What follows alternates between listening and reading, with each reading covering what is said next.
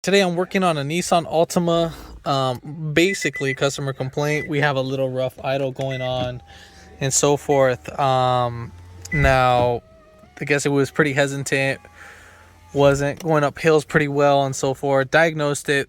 Turned out to be a sensor. So in this video, I'm going to be showing you how to do the sensor, and you got to do a procedure to do like a little relearn on for the master flow sensor. So basically codes we have is P0171 system running to lean, and then obviously P0101, obviously the mass airflow circuit is out of range. Now when replacing this mass airflow sensor, the sensor costs a lot, so you can't use any cheap mass airflow sensor. You need to get something that is OEM equipped. So I'm going to be using a Hitachi brand, which is pretty pricey on that. It's almost like $200 for the part if you get it at the auto parts store. So after we replace the thing, I'm going to go ahead and show you. I'll show you where it's located and all that in this video. But if you haven't already, give it a thumbs up, comment down below if you have any questions, and hit that subscribe button for more upcoming videos in the future. And we're going to go ahead and start this video right after the intro.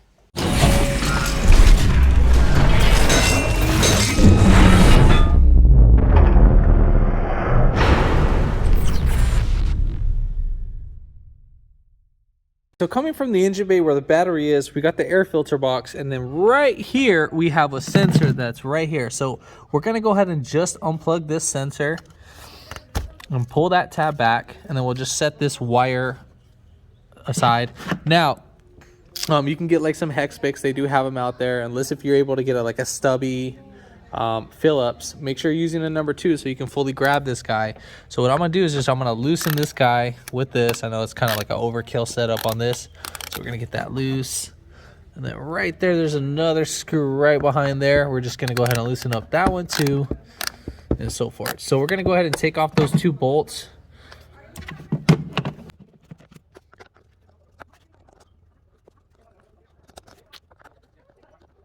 All right, so once we take off those 2 bolts, what you're going to do is you're going to grab your sensor. Make sure you remember how it goes. Obviously, our little connector tab is going to be pointing away from the master cylinder. So we're just going to lift this right up.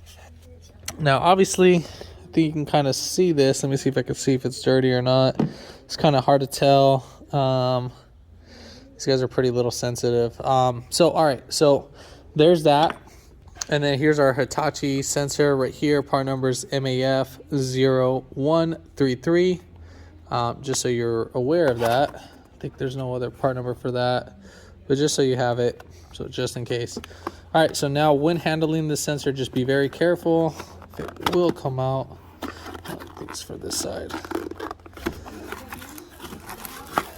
So let's go ahead and pop this guy right out. Again, be very careful with this guy. You don't want to drop this too hard. So now remember, make sure your seal's on there. So we have our seal. That's that little rubber piece right here. So this little piece right here, this little rubber piece that's on there. So we're just going to go ahead and drop this guy down. Remember, make sure your little tabs are pointing towards that way. And we're going to go ahead and thread in our screws.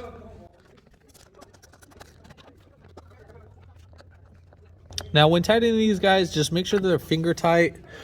Like say even 1 foot-pound's even overkill on them. Just need to get them like, just tighten them and then that's it.